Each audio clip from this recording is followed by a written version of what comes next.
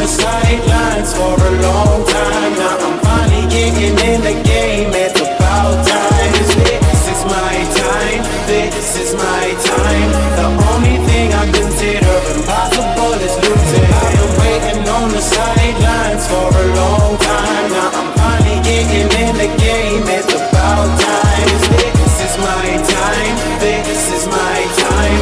The only thing I consider impossible is losing.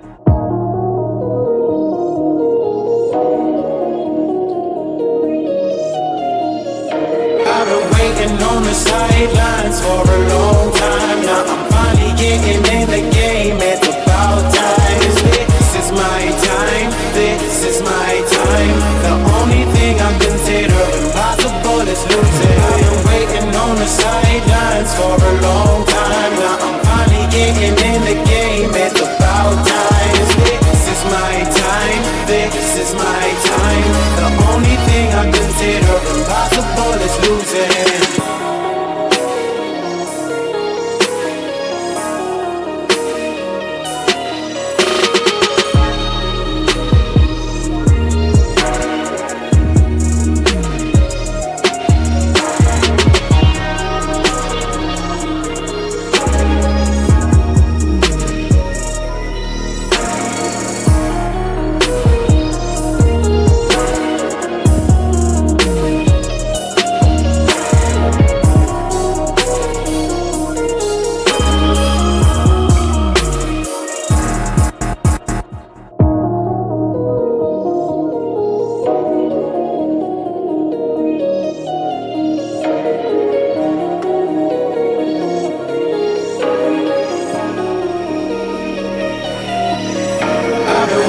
On the sidelines for a long time. Now I'm finally getting in the game. It's about time. This is my time. This is my time. The only thing I consider impossible is losing. I've been waiting on the sidelines for a long time. Now I'm finally getting in the game. It's about time. This is my time. This is my time. The only thing I consider.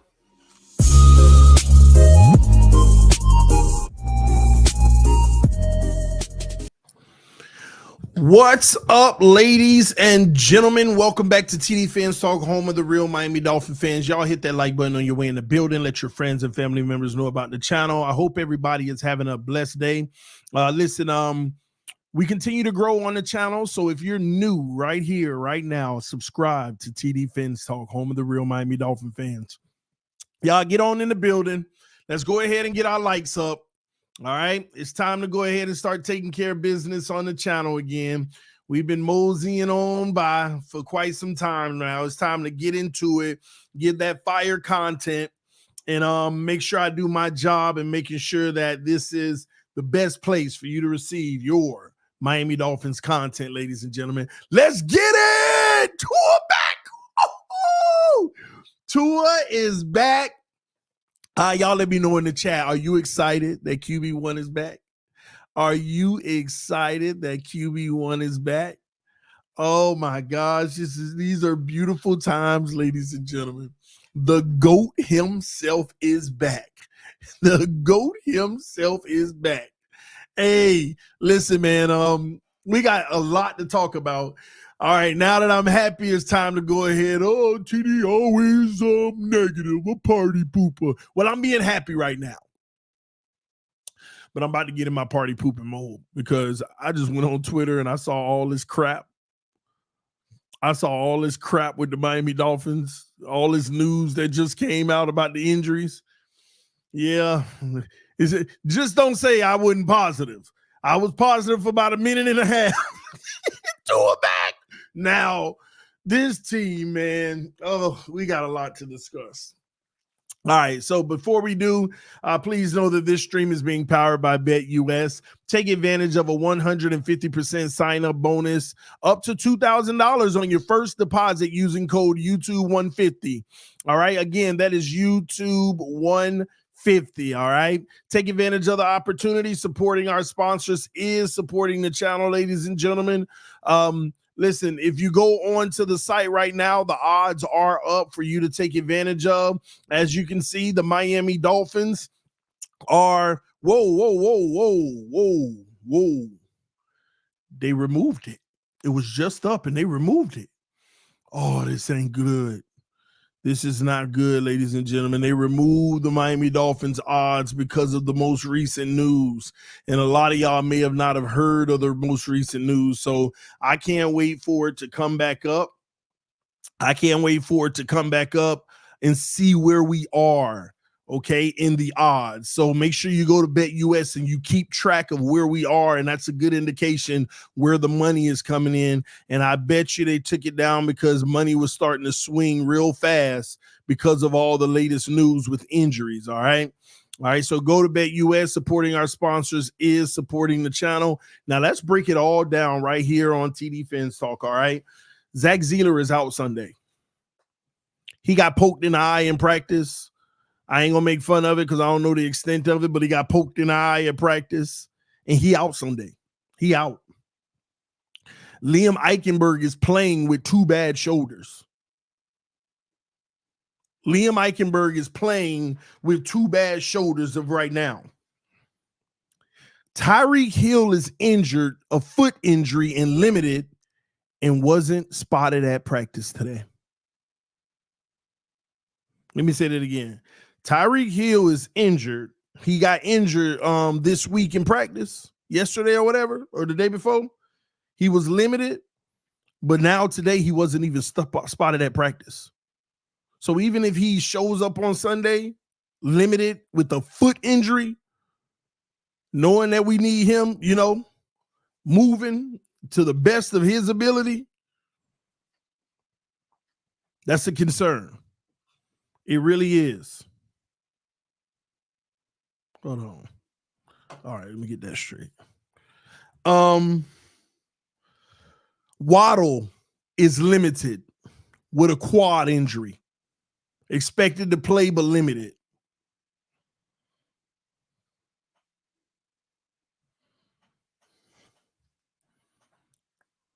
What y'all want me to do with this?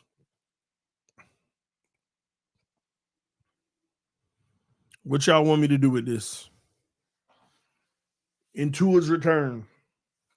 Now, ladies and gentlemen, I think the Dolphins will win this game because, first and foremost, it's good for business. It's good for business in the NFL.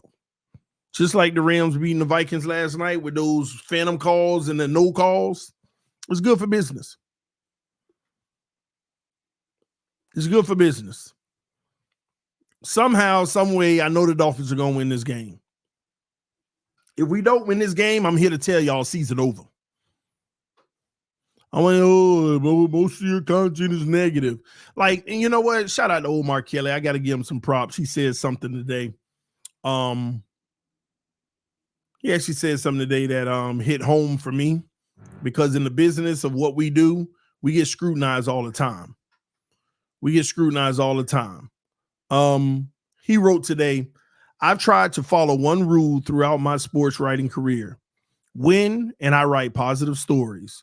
Lose, and I write critical stories, columns. This week, because the Dolphins season has fallen far short of my expectation, I've written two pieces I hope you'll read because they address issues that I feel are stifling this franchise. Both men are good people, and I actually believe in McDaniel's approach, but that doesn't mean it's working. Hope you'll read both pieces. Go to my Twitter account, check that out because he dropped both links. And I think it's a good read for people. So check that out. I think it's a really good read. Listen, And it's a good read because it's a perspective. Now, I may not fully agree with the perspective, but like in its entirety, right people, but like the reasoning and things like that, but good perspective. But the number one thing that I'm labeled out here in the Miami Dolphins community is always giving negative content. And when Omar said, I've tried to follow one rule throughout my writing career: win and I write positive stories, lose and I write critical stories, columns. That hit home because I'm trying to appeal to individuals who feel that way by asking them, what has the Dolphins done that's been positive? I try to figure that out, and I would love for someone to give me an answer. Like, what am I supposed to do? Lie to people and create positive things that aren't real? Be optimistic with no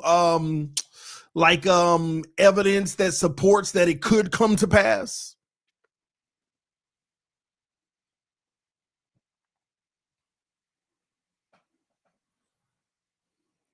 And here's the craziest part about the way that I deliver my content. I actually give you every scenario. I tell you all the things that could go right, and you hear it in one ear and not the other. Then I tell you all the things that can go wrong, and we focus on that as if that's the only thing that I said.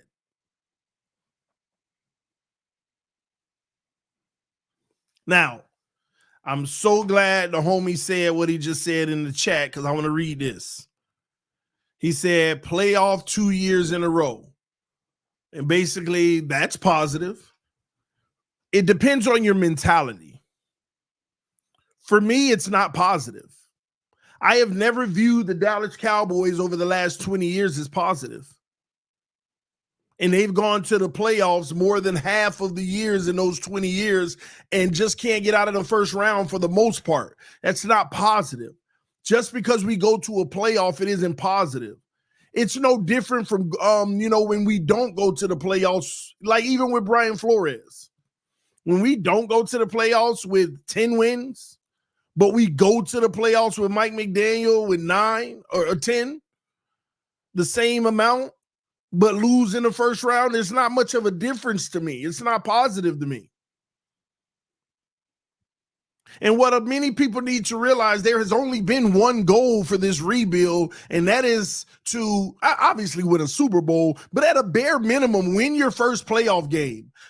Here we are going on the 6th year of the rebuild. We're in the 6th year of the rebuild. Many don't know that. They think we're in 5 because of Tua, but we rebuilt a year before Tua. Well, that's when it started.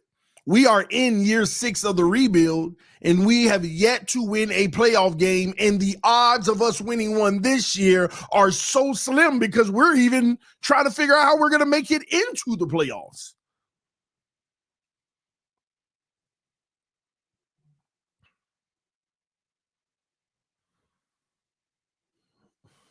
So we've really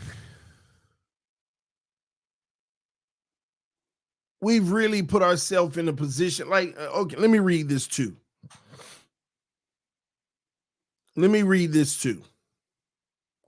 When Omar wrote his column, an individual on Twitter responded, and this is what he said. While I agree with your conclusion, I disagree that the last 6 years have been wasted. I have enjoyed the last 3. They have brought me joy and entertainment. For that, I am grateful. And I responded to that comment.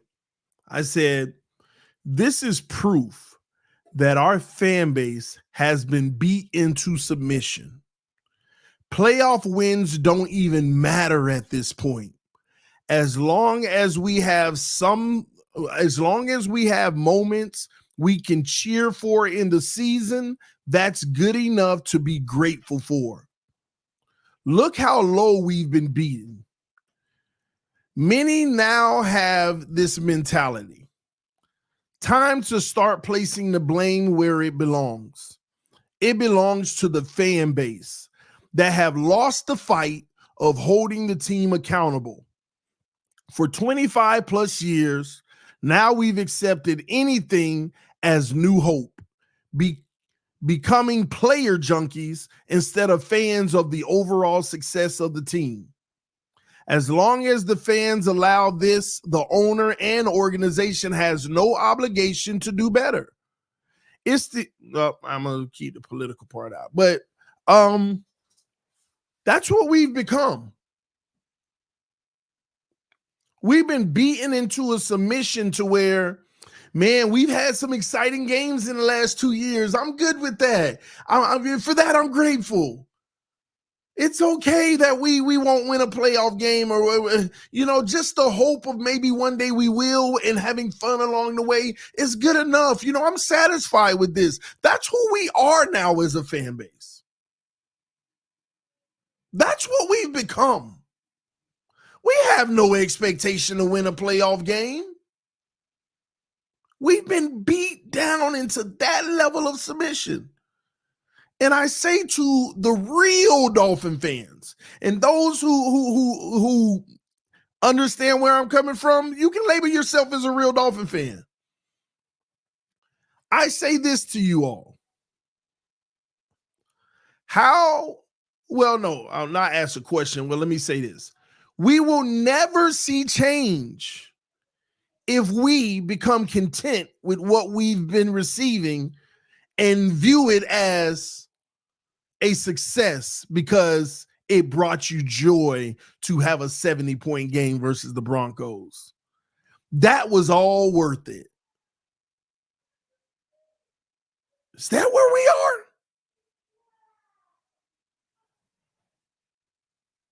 Is that what we've become?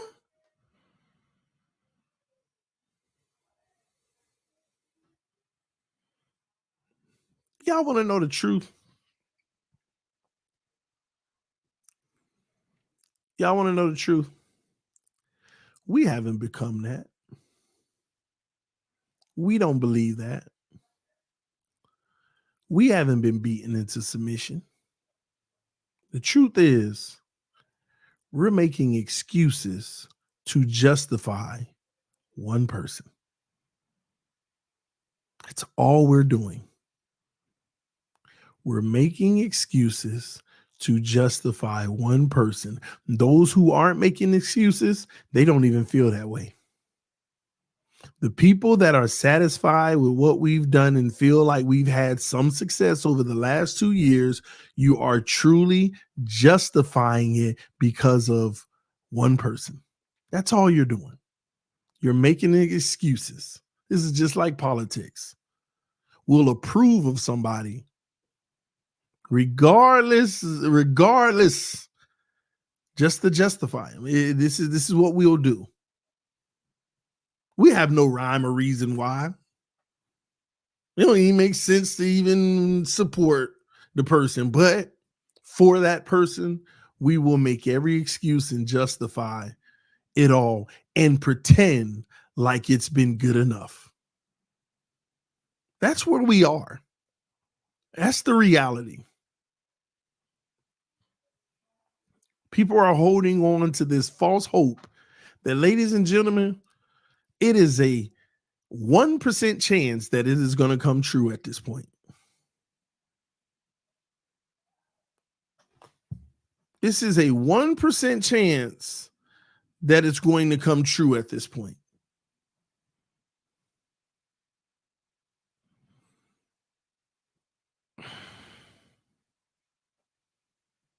%1. And y'all know who that person is that I'm talking about. It's the person who I always talk about, which is going to lead me into the next segment of this video, which is, why do I put so much blame on one person? That is a question that was asked of me today from one of my guys on Twitter that went back and forth with me and did it respectfully too, which I actually admired.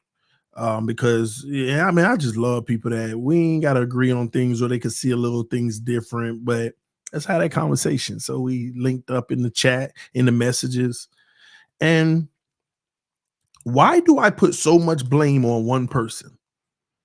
Can y'all put it in the chat, the one person I put so much blame on? Can you put it in the chat? I want you to flood the chat with the answer to the question of who is that one person I put so much blame on? Put it in the chat for me, please, if you don't mind. Please. And while I grab me a quick little drink.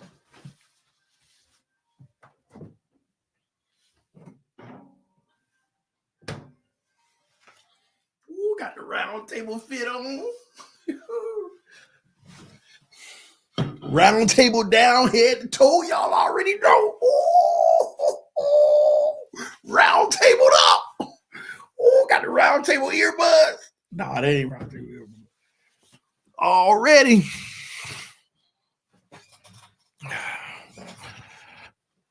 All right, let's see some of these answers. They say Ross and Grier. They say Mike McDaniel. They say Tua. The answer to the question is Tua Tagovailoa. Why do I put so much blame on one person, Tua Tagovailoa? Now it's time to answer that question. And I want everybody to hear me and hear me well, because there's a lot of misconceptions that have been given out in the Dolphin community about me and my beliefs. And half of them are lies just to gain viewers and get people to listen to them versus TD. But here's the reality. Tua isn't to blame for anything. It's the answer to the question I asked you because this is what was presented to me. But Tua isn't to blame for anything. I don't blame Tua for anything. I don't blame Tua when he plays bad. I don't blame Tua for being a Dolphin.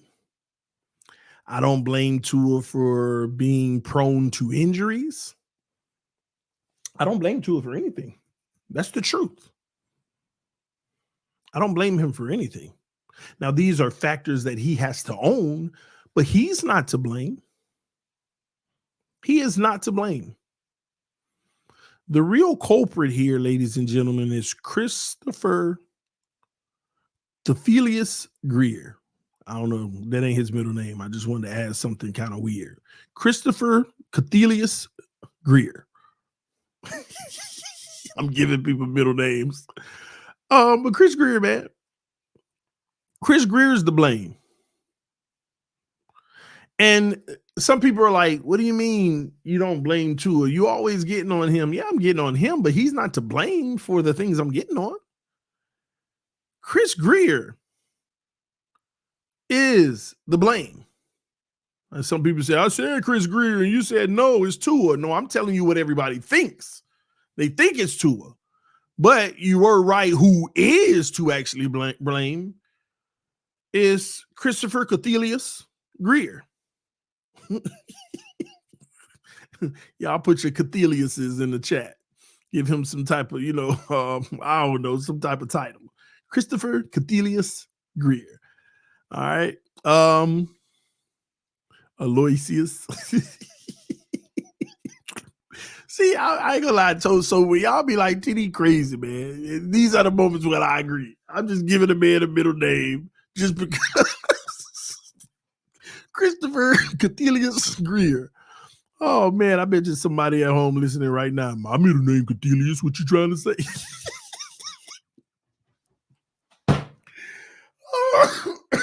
All right, let me get back to it. Yeah, my mind be going sometimes. I'm a little crazy sometimes. All right. Oh, Jesse said Aloysius. All right. let me get to it, y'all. I'm trying to have a serious stream here and talk real stuff of what I truly believe, because I think this is important now. We've come to this point, okay? So here's my logic behind why Chris Grier is responsible for who and what Tua is as a football player for the Miami Dolphins. Because a lot of people will say, well, Tua got to own his play. It ain't Chris Grier's fault. But here's why. Because, and let me tell y'all why y'all think like that. Let me tell y'all why. Let me give you an example. What round was Skylar Thompson drafted in?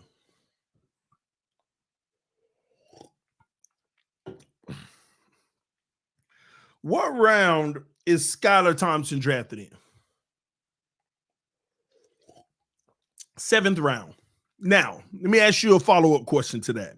And I don't want you to be a hater, because I'm actually trying to have a real conversation with real football fans for once. So be honest here. Yes or no to this question? Isn't Skylar Thompson playing like what you would expect from a 7th round pick? Yes or no? And we're not talking about the one-offs like Brady. We're in Purdy, the 1 out of every 300. We're not talking about that. But isn't Skylar Thompson playing how a 7th round pick is expected to actually play?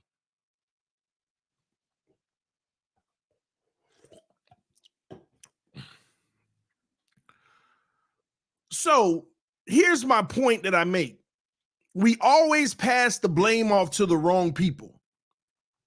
So when Tua gets hurt and Skylar Thompson comes in and plays like a 7th round pick he is,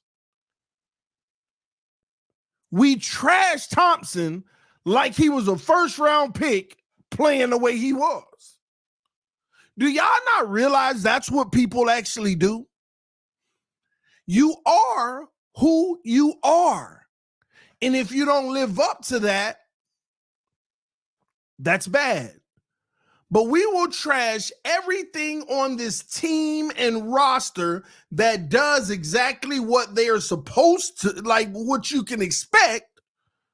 But since it isn't at the standard of that you would like, we murder them. We destroy them and who they are and what they're doing. Why is that? Yeah, everybody don't do it. But have we ever stopped to ask ourselves, why do we do that to Skylar Thompson? He gets 1 start and it doesn't look great, and all of a sudden he's the worst thing alive when he's playing exactly how you would expect the 7th round pick to play, with hope that he could be better. All in the name of trying to uplift one guy. All in the name of trying to uplift one guy. This is why I tell y'all, when Tua plays on Sunday, if he struggles and has rust, there ain't no excuse. Skylar played 1 game and nobody ever mentioned rust. Nobody ever mentioned the fact that he had 1 week to prepare. Nobody ever mentioned the fact that he is who he is. We just went into town. But what do you think is going to happen if Tua shows a little bit of rust? What do you think the narrative is? Tua didn't have the best game, but hopefully he's shaking off that rust.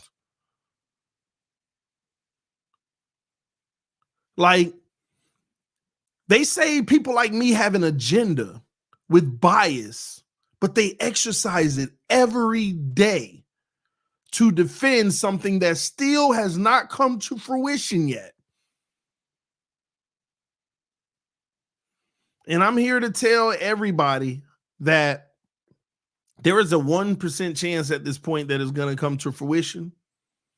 And I am so excited that QB1 is back on the field, because this is his last chance. And many people don't realize that. This is his last chance. Any injury for the rest of the season that makes him miss a game or 2 or even more, he's done. Any bad play for the rest of the way, have 2 or 3 bad games, he's done. Now, we may still be stupid and move forward next year and try to figure something out with him, but it's over. We're going to make, hopefully, a real investment. But why do I put so much blame on one person?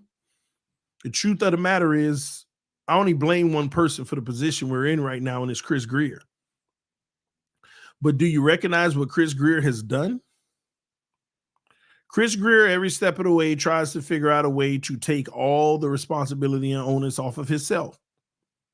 Chris Grier had a contract stalemate with Tua, which proves Chris Grier didn't want to give him the long-term contract. Who had to go to Stephen Ross and beg for it and get it approved? Mike McDaniel. Grier wanted to do it, but he's smart. He knows.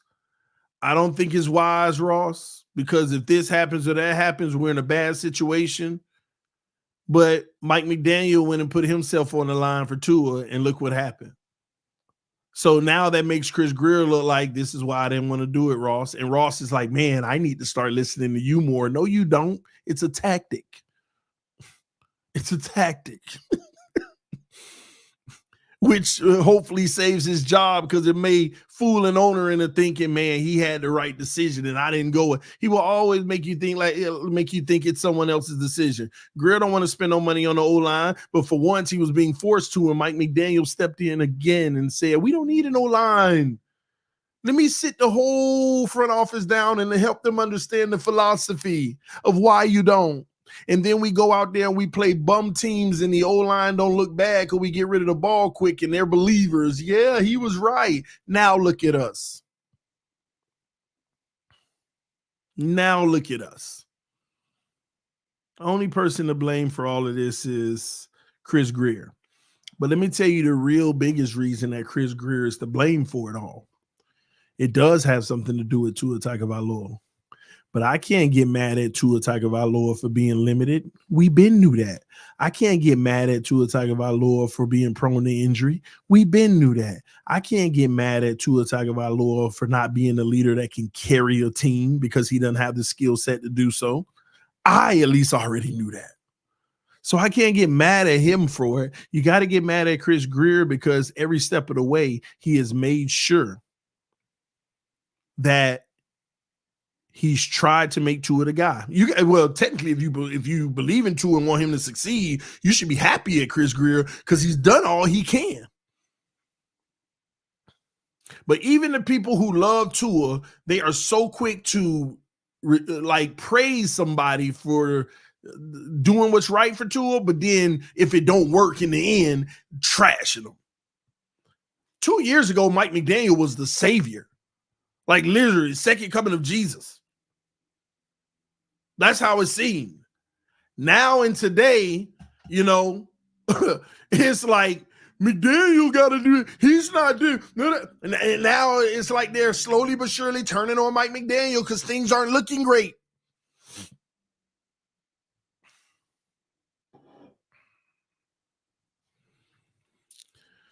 But I do want to answer the question for the gentleman that asked me, why do I put so much blame on Tua, even though I don't put all the blame on him, but I'll tell you why he is the most important piece to it all. Because here's what I believe is going on in Miami. It doesn't make me right. History will tell us who was right or wrong on this, but I want you to hear this out, okay? This is the problem with our organization and our fan base. We cannot think past first base in a lot of situations. For example,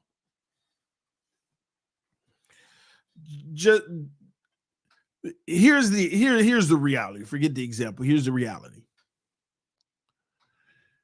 On a scale of 1 to 10, to really have a shot at winning a Super Bowl and having success in the postseason long term, you need a quarterback that's an 8 out of 10 or better.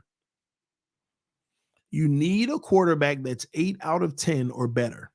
I'm not talking about 8 out of 10 stats, 9 out of 10 stats. I'm talking about their overall makeup, their ability to carry a team, their leadership, the dog mentality, the playmaking ability, the superpower, all that good stuff. You need an 8 out of 10 quarterback or better to have long-term success, which everybody's looking for at the quarterback position. Not a one-hit wonder, two-hit wonder. You need a long-term great success. Here I am in the AFC Championship all the time because I'm that dude. You need a Josh Allen type situation. You need a Lamar Jackson, Mahomes, Burrow, that type of situation. And a whole bunch of guys are under that and fighting to get there, and time will tell if they ever do. But you got to have the talent of at least an 8 out of 10 at the quarterback position. Because there are other quarterbacks that are 8 out of 10, right?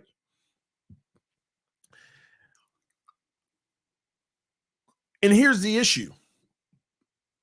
In my opinion, doesn't make me right, Tua's a 6.9. Tua is a 6.9 out of 10. That's good. Some people at least give him a 7. For argument's sake, he's a 7. That's good. It's good. That's a good quarterback, man. I'm not being facetious. I'm not playing with y'all. That is a good quarterback. But don't lose sight of the fact you need an 8. Now watch this. This is what we do as a fan base. Tua is a 7. We need an 8, right? Then he gets hurt. And every backup that we have or play is a 4.5 or less. And when they go out there and they become a 4.5 or less, there's something in our calibration that makes us miss the 7 of Tua so much that in our brain, we forget he ain't an 8. Let me say that again. We marched the 4 out there, the 3 out there, the 2 out there, the 1, the 0, however bad the backup quarterback is. And some type of computing in our brain makes us miss Tua so much that we automatically forget he still ain't an 8. So we get into this, well, when Tua come back, he's still going to be a 7. Well, if Tua was playing, he's still going to play like a 7. Well, if Tua don't, it's still a 7. It still ain't the 8.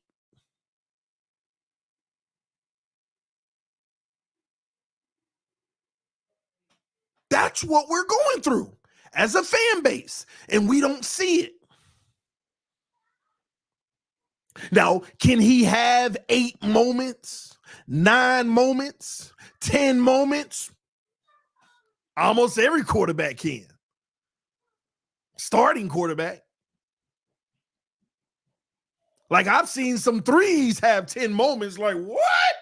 And come right back down there. But we're not talking about a momentary guy. We're talking about consistently, especially on the highest level, big games. It matters the most. You play like a dog, and even if you lose, it's 40-39, and y'all had a shootout, and dang, I came up short. But I was balling out.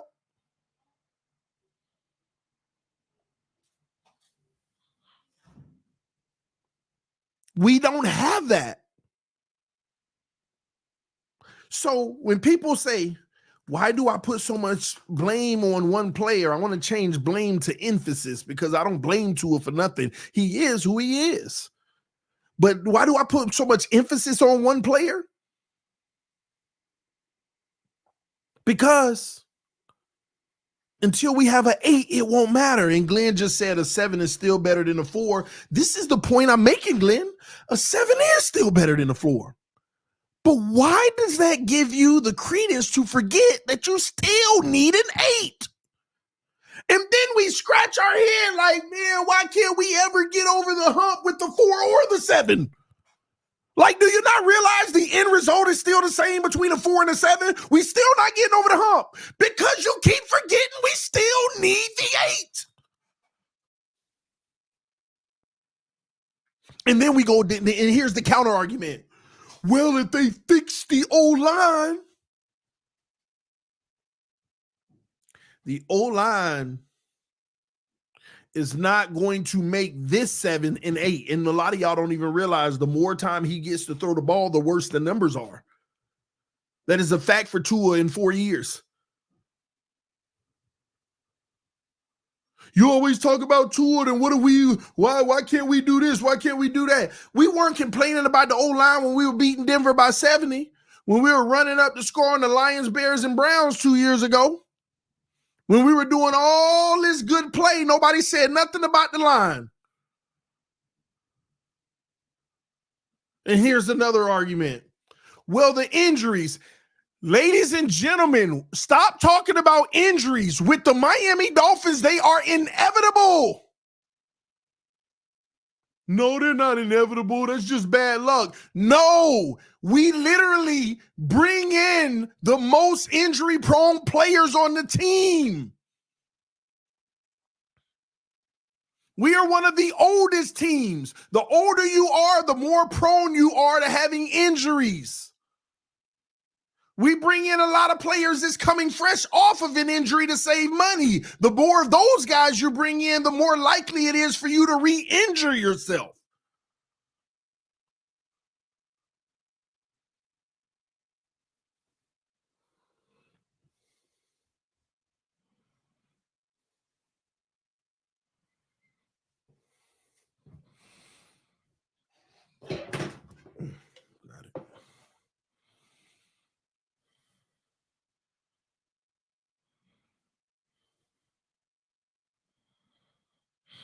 We are not looking at the big picture, but y'all want to win a Super Bowl. Well, you know what? Let me back up. See, that's where I always get myself in trouble by making assumptions. Let me know in the chat.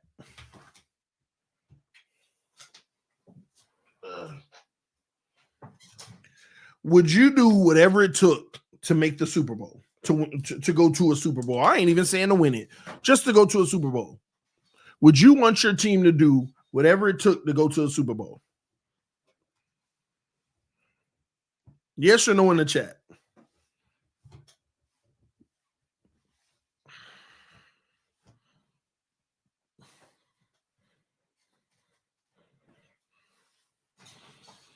I believe everybody who are real fans would say yes. Would you rather take an approach of the most likely or hope? Which approach would you rather adopt? Which approach would you rather your general manager take? Hope or likeliness? Because nothing, I do recognize this. It's just not an argument that nothing's guaranteed. We all know that. But we got a group of people that are operating off of hope instead of likeliness. So if I go get a left tackle who literally only has played an average of 11 games a year his entire career, in the 5 years before we went and got him, he only played an average of 11 games every year. Would you rather your general manager go operate off of hoping he comes to Miami and he stays healthy, or getting another guy that is way more likely to stay healthy? Which would you rather? The problem is on this team, we keep on operating off of hope. The fan base, hope, hope, hope. And then we cower in this little corner and say, well, there's no guarantee that we can get better. There's no guarantee we can find someone better. Ladies and gentlemen, I don't know how to say this in the most gentle way. I recognize there is no guarantee to get better, but that does not justify sticking with a 7. You have to continue to pursue looking for an 8 until you find it. Do never get caught up on a 7, 6, 5, 4, 3, 2, 1. You cannot stay there and get caught there for the sake of it. But this is the closest to the 8 that we found in a long time.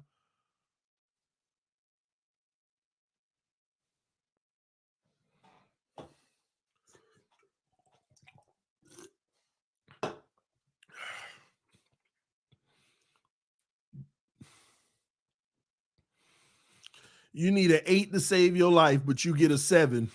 Oh man, I'm scared to keep looking because even though this 7 ain't gonna save my life, it's just so close. No, you're not going to do that. You can be like 7. Dang, man. All right, hurry up. I ain't got long. Let's just keep trying to find this 8. Like, only if your life is on the line, some of you will actually use logic. But since it's not, and it's just a game, and I like this person, so I can deal with it. I can deal with it. Some of y'all don't even care if we win or lose as long as you see one guy on the field. You know, sometimes I think I'll be making some of y'all search your feelings. And that's why people get mad at me. Because that statement I just said, some of y'all just hit home and you know it's true. Some of you don't care if we win or lose. Of course, you want to win and you want that guy to look good doing it. But even if we lose, as long as he on the field,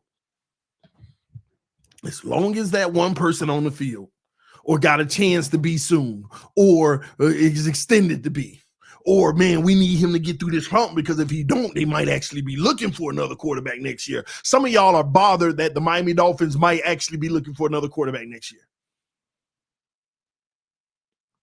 Even if Tua stay and they get another quarterback behind him, that's threatening.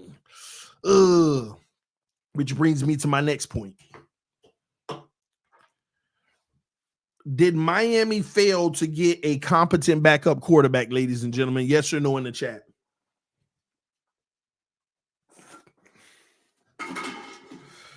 Did Miami fail to get a competent backup quarterback?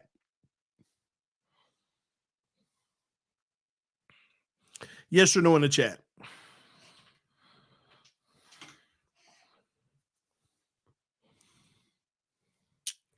Everybody's saying yes. A few no's.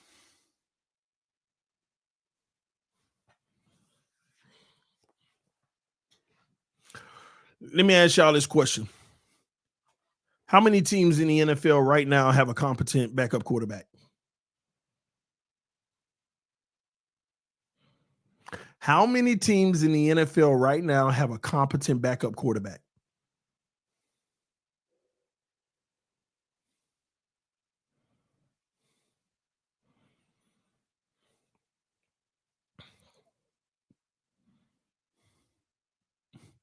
Wow, somebody said most teams. 5 to 7, that's more like it. How many teams in the NFL right now have a competent backup quarterback? That's a trick question. You better know it is. You better know it is. Cap for Life said all of them except us. Wow. Wow. That's big time false, Cap. Let me answer this, y'all.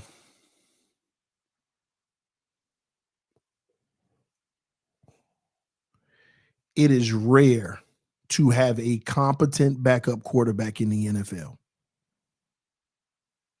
And the reason why some of y'all may not see it is because you don't know how to define a backup quarterback. And I'm also going to give you why this NFL is skewed when it comes to backup quarterbacks. It ain't even half, Glenn. It ain't even 10, Glenn. It ain't even 10. Let me explain to y'all. Does a competent backup quarterback stay above 500? Let me reverse that. Don't answer that. Does a competent backup quarterback go under 500? Does a competent backup quarterback go under 500?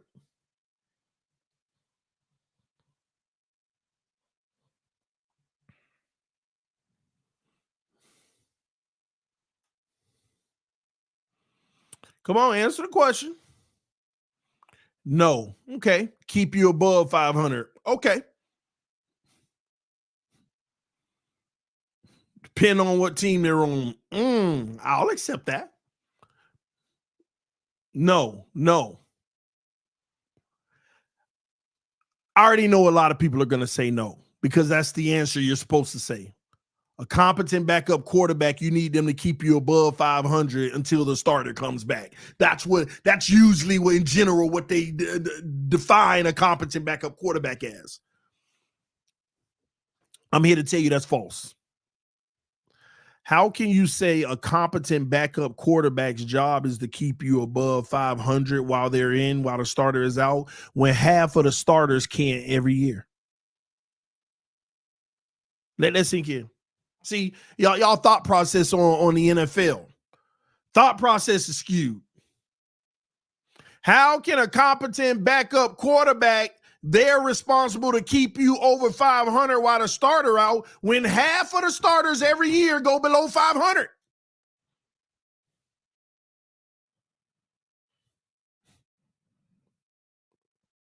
Half of the starters can't even go above 500. And we're saying a competent backup is supposed to?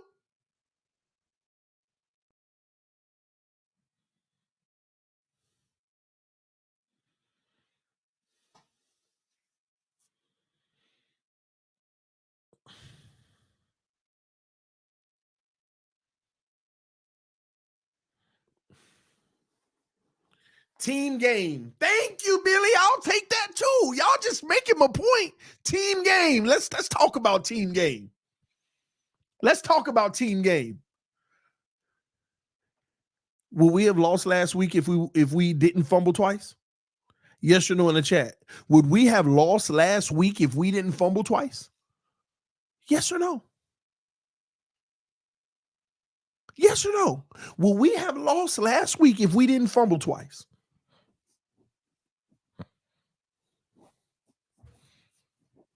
Come on, keep making my point. The answer is no. The answer is no. Both in scoring position, fumble. The answer is no. Oh, so Tyler Huntley would have went 2-1. Oh, so Tyler Huntley would have went 2-1 had the team around him, since it was a team game, wasn't blowing it. And let me tell you the hypocrisy. Let me tell you the hypocrisy of some people. No, because Tyler wasn't playing well, blah, blah, blah, blah, blah. Then why do y'all talk about, when we lose to Buffalo and we lose to the good teams, stop acting like Tyreek wasn't playing well. Stop acting like Mosley wasn't playing well. Stop acting like the O-line. Then why do y'all use that for Tua? I barely heard anybody talking about how these players were playing around these quarterbacks, these backup quarterbacks. But every time we in a big game and we lose, Tua contributed, but he wasn't the only reason. But now you want to talk about everybody else. So don't get on me for not talking about everybody else. The hypocrisy is real. Cat for Life said, oh, I see what you did there. Well played, sir. Because people already got their mind made up and they already ready to tell you who it is, just to make sure that you can't put no blame on a specific person. So I'm showing the hypocrisy. The only reason we even dog our backups the way that we do is to uplift another guy and make us, okay, forget that he's still a 7.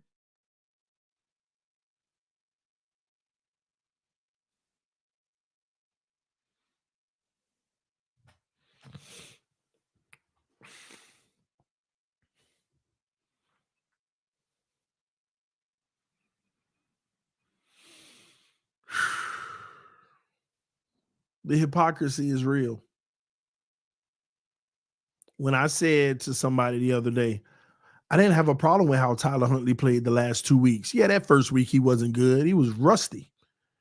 The man ain't played in a while, was on a practice squad. But the last 2 weeks, I had no problem with how he played. I feel like we could have won both of those games, in which we won one of them. But last game, I thought he played well enough. I don't care about no 80 and something, 70, whatever, how many yards he had.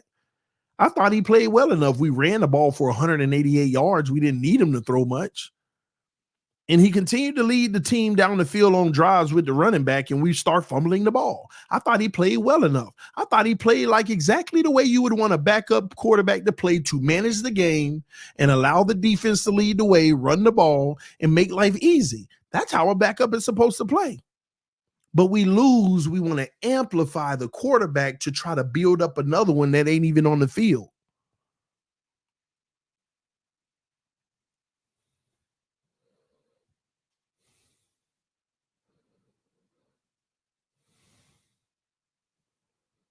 It's crazy.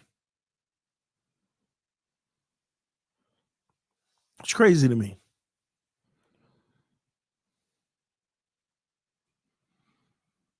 So why do I put so much emphasis on Tua Tagovailoa all the time?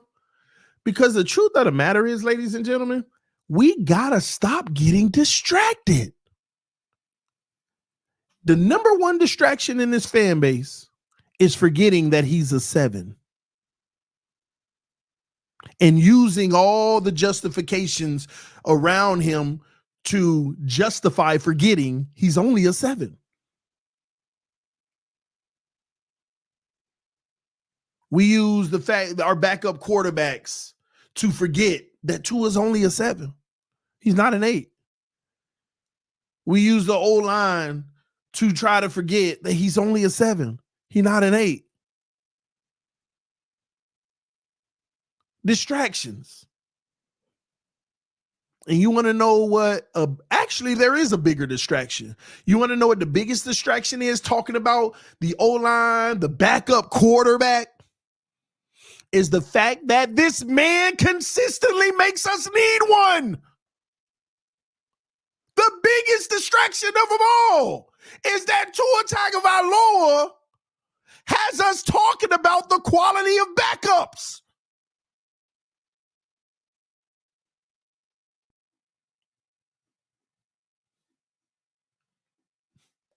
Do you not see that distraction in itself? Why are we making the backup quarterback a big deal? That big of a deal, at least.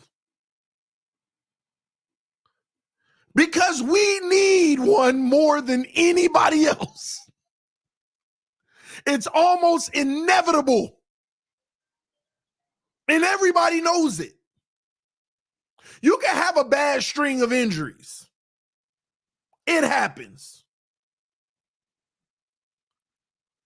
But I don't know, out of 32 teams in the NFL, we're one of the 3 that have to look at things this way. And it is a bad place to be in, which means, now here's the caveat, ladies and gentlemen. If you got an 8, 9, and 10, albeit, but we doing it for a 7. We doing it for the level that ain't going to ever get us over the hump anyway. Distractions. We over here crying over spilled milk.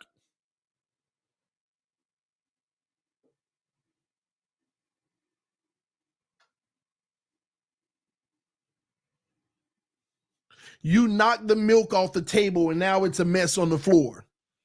Instead of just cleaning it up and moving forward, let's discuss for the next 5 years who was at fault for it. Let's take the next 5 years to talk about and debate who was at fault. While it's sitting down there getting moldy, rotten, stinking. Can we just reach down and pick it up and clean it up? No. You're a milk drop hater.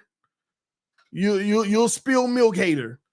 No. Stop. You're not going to replace that specific milk.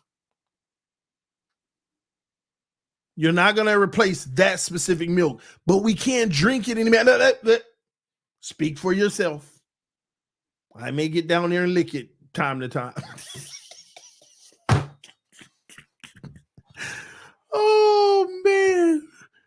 Oh, man. Straight distractions.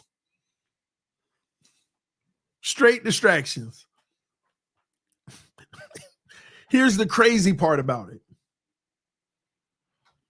If Tua had actually beat a good team in a big moment where it mattered the most, where our team can advance as a result of it, I would view things different, because That's what he's missing from becoming a 7-2-8. Is the ability to be his best version when it matters most. I didn't even say win the game, technically. Just be your best version when it matters the most. When it matters the most. Can someone tell me when Tua Tagovailoa has ever been his best version when it's mattered the most? Just one game. One game. One moment where it mattered the most. Where it mattered the most. So don't tell me about no Arizona, no Baltimore, or no week 2 Buffalo. Don't leave me alone with that crap. Just once, Tua. Just once. Like, just once. Like, oh my gosh. Like, we're actually supposed to be arguing the 2 times he did. Yeah, but that was only 2 times out of 12. We're supposed to be arguing the 2 or 3 times he did out of 12 and make it an argument, but not once.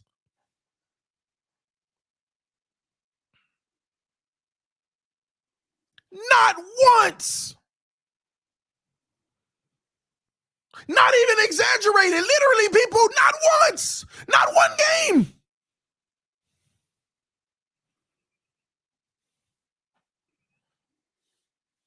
Not one game where you knew if we lose this game, we're not making the playoffs. Not one game where you knew if we lose this game, we're not making the playoffs. Did you get him playing well or putting on a great performance? Win or lose. I'll even tell you, you can add the losses.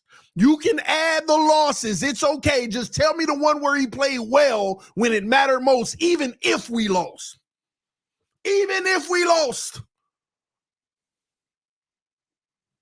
Even if we lost.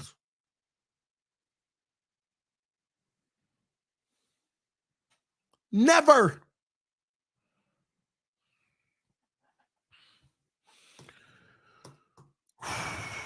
Does Ross, Grier, McDaniel think Tua a 7, or is it you, TD? They know he a 7. This ain't me. Y'all know he a 7.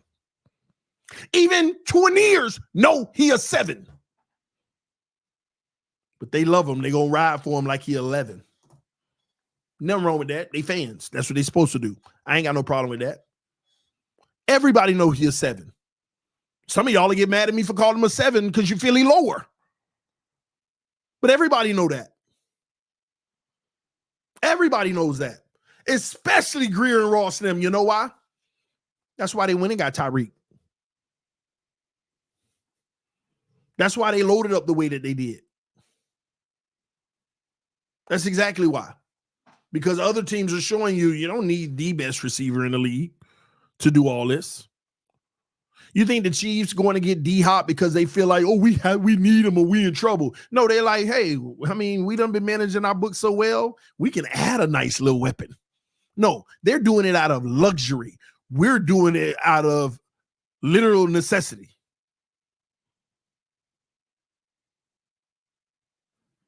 I was talking to, I think, Kimberly on Twitter. She do content with the Dolphins. She said recently, we can survive without Tyreek, but we can't survive without Tua. I said, what evidence do you have to support that? In which you're probably going to have a conversation about it one day. Well, we won without Tua. Without Tyreek, excuse me. He's only played one game without him.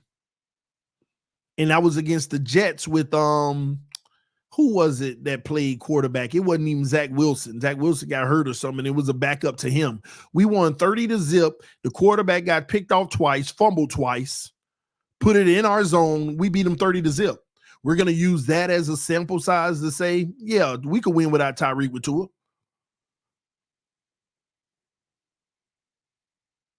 No. You know why? Because all of Tua wins in the last 2 years. You think we get all those wins without Tyreek? Yeah, Trevor Siemian, thank you. Tim Boyle or Trevor Siemian. It was Siemian. I looked at the box score. I think it was Siemian because it was an S. It was Siemian.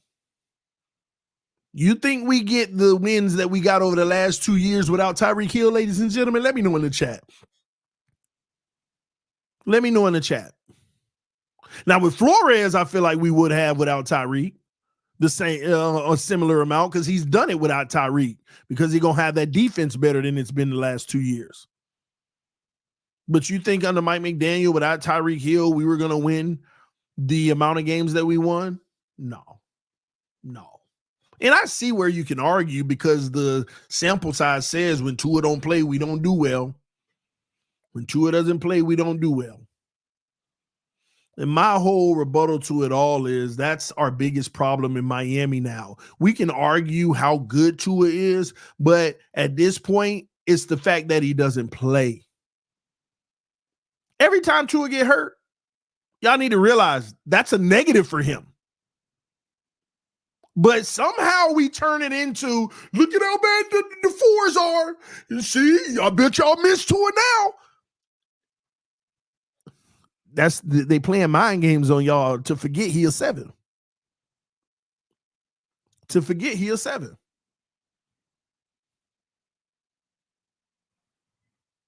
They playing mind games on you to make you forget he's still a 7.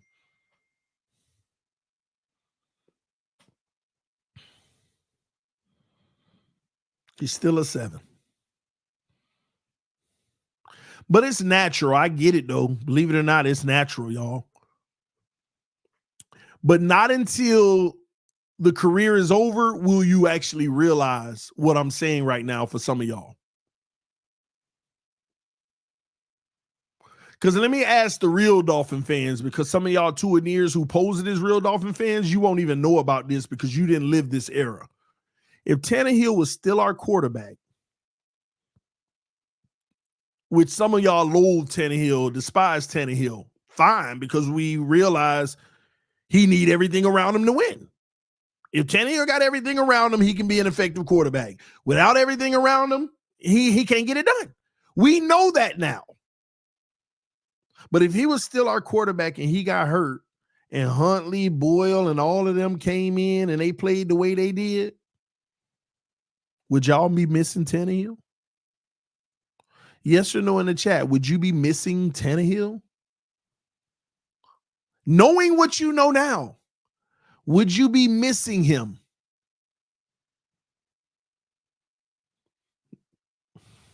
Some of you still say yeah, but the true answer is no. Because you realize it's finally synced in of who he is as a quarterback. He is a good quarterback if he has everything around him, but he still ain't an 8. If he has the best O-line in the league, like he had at first in Tennessee, he got a nice receiver weapon, he got a nice running game, he can actually win you 10, 11, 12 games in a season. He actually proved it with a higher passer rating than Tua's ever had. He's proved it. But without those things, he can't. Because the reality is he's a 7. He's a 7. So now that a lot of y'all know that about Tannehill and you won't waver on it, no Tannehill, I know what he is. You won't miss him if you went to a Boyle because you know he still ain't an 8. But some of y'all are still, and here's the conclusion to it all.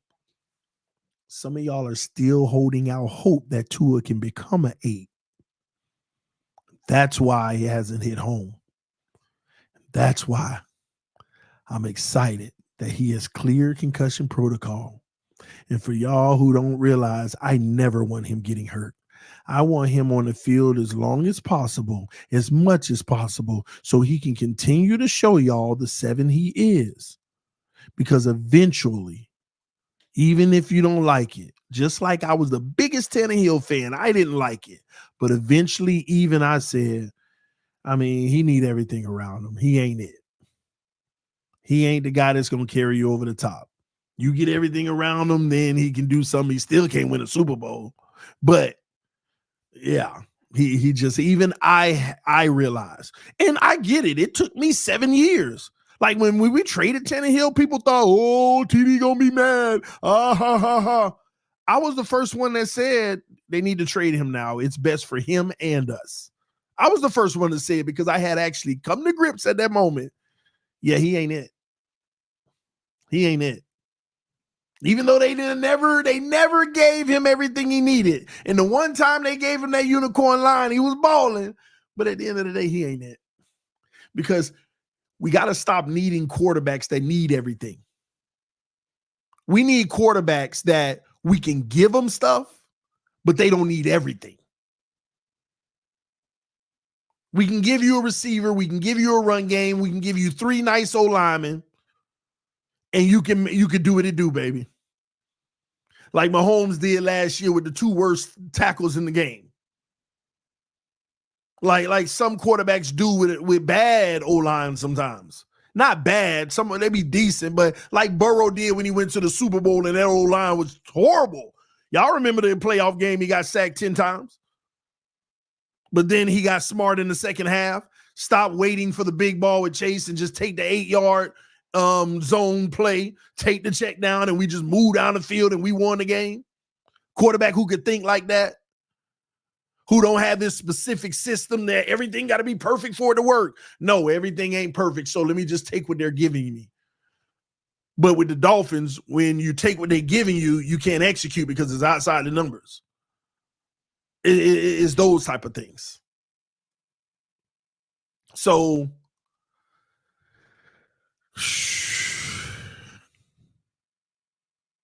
Glenn said, where you get that QB realistically?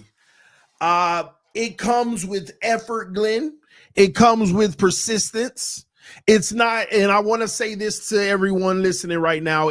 Everything that I'm describing in the type of quarterback you need, that 8 that can give you what you need, it's not easy to find. It's not. But that doesn't justify you settling with the 8 and stop looking. It doesn't justify it. It really doesn't. And the sad part is a lot of quarterbacks in this league right now in their first 2 years or 3 years are showing 7.5 play with hopes of actually being an 8. There's a lot of really good quarterbacks right now in this league that are showing some promise. But as long as we continue to think the way that we're thinking, we're going to miss out on the Jaden Daniels of the world. We're going to miss out on the Strouds. We're going to miss out on the Jordan Loves. We're going to skip past these people. Let's see what Caleb Williams turns into. Let's see what some of these guys turn into. But there are some good quarterbacks out here, man, that are coming out of the draft.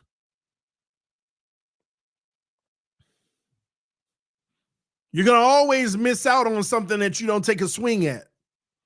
So as hard as it is to find them, you'll never do it if you stop swinging, if you stop seeking. And that's the problem. Once again, we've been dumbed down to give ourselves an excuse of, well, it's hard to find.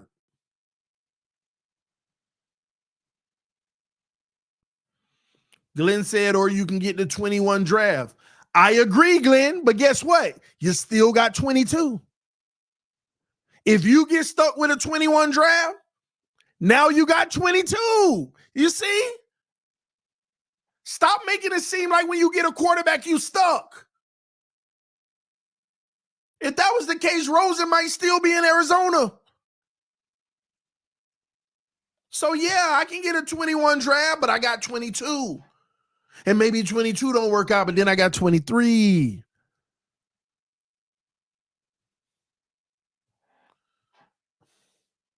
Glenn, it doesn't matter how much you move the goalpost on it.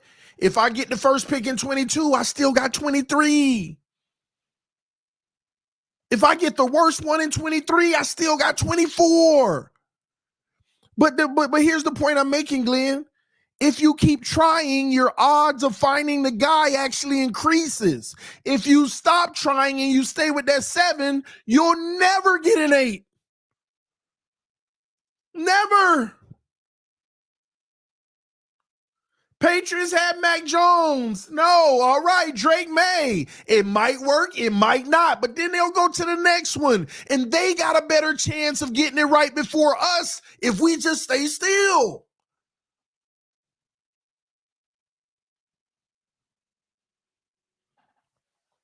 And the truth of the matter is, the most important thing is you need to replace the guy picking anyway, Chris Grier. That's the one you need to replace. And maybe your chances will drastically improve. Nothing's guaranteed. But what? Stay with something that we actually have 4.5 years of a sample size with and ain't an 8? Like, I just don't understand that logic. I don't. With that logic, let's stay with this 7 for 15 years, have a whole career, right? And watch that team luck out, get their guy. Watch that team luck out, get their guy. In 15 years, there's going to be about 15 8s that come through the league, Glenn. And yeah, if we try to get one of them, we might miss out on all 15 years, but you never got a shot at the 8 if you don't try.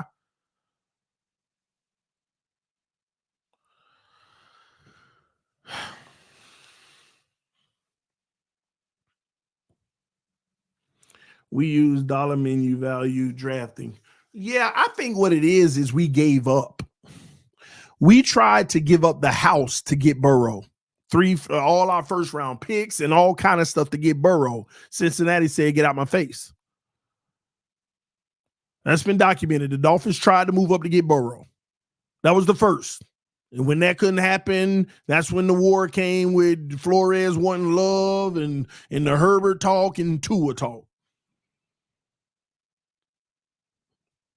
The pick was Burrow that Ross and everybody actually wanted, though. They tried to move up. That's why they wanted Flores to tank. People think, oh, they were tanking for Tua. They weren't tanking for no Tua. They tried to give all them draft picks up to move up for Burrow. And I think they gave up right there. But the problem with Miami is they don't move heaven and earth every year to try to find their guy. But they got caught up in the fact that they did draft him, and now it's their responsibility and job to do all that they can and make everything work to make it happen around him. And you want to know the biggest mistake in Dolphin history is not drafting Tua. I know a whole bunch of attributables happened. The biggest mistake was extending him when you didn't have to, when he didn't prove anything. That was actually the negligence. Okay, you took a shot on the guy in the draft. Okay, it happens. You built around him. You tried everything you can, blah, blah, blah, but you never had to extend him. And then everybody said, why you got to be so negative when I outline, here's all the things that can go wrong. We are living 75% of the things on my list that I went over in that stream. We are living right now 75% of the things that was on that list. But I'm negative when I'm just trying to give you the possibilities. And when I was expressing these possibilities in the past, I was telling y'all, we can go this route or we can go that route. This route is going to mean this, and this can happen. And this route can go that, and this can happen. Which one is more sound? I'm not going to lock him in long term, because if I do, that means I have to lock Tyreek in long term because he don't work without Tyreek. Then I got to lock everything else in and go all in when we don't have to. We can watch this team this year and determine if y'all do well, we're going to bring all y'all back on big contracts again. Or, well, that was the or. We had that choice. And I was sitting here breaking down every day to y'all. One of them, you're going blindly off of hope. And the other, you're being smart because you don't even have to use hope and you're going to get the same result. We don't know what's going to happen, but you don't lose. You don't have to sign him. Make him play his 5th year. Oh, but he would have sat out. Then sit out. Sit out. And what did I tell y'all? Draft the quarterback in the draft. Move up and draft one. Michael Penix and all that. Remember them conversations? And let's see if he sit on the bench. And the truth be told, I would rather have a Michael Penix right now with a sitting out Tua to be at least evaluating a new quarterback to see if he could be that dude. And he may not, but at least I would have been in a state of, hey, we're looking at a potential future option. Will it work out? Maybe not. Maybe. We don't know, but I know one thing. 2-3 years from now, Penix get a start and he ball out. Prime examples. But now look at where we at. What are we getting out of extending Tua? A whole bunch of cap hits and losses because he got hurt early in the season. When we never had, and here's the funniest part about all of this.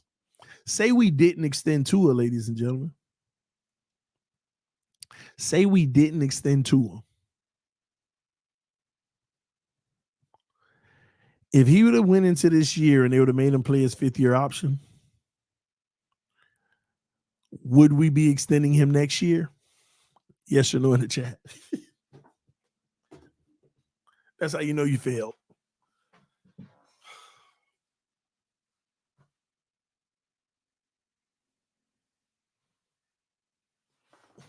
The only reason we're even talking about Tua on a long-term basis or future basis right now is because we extended him.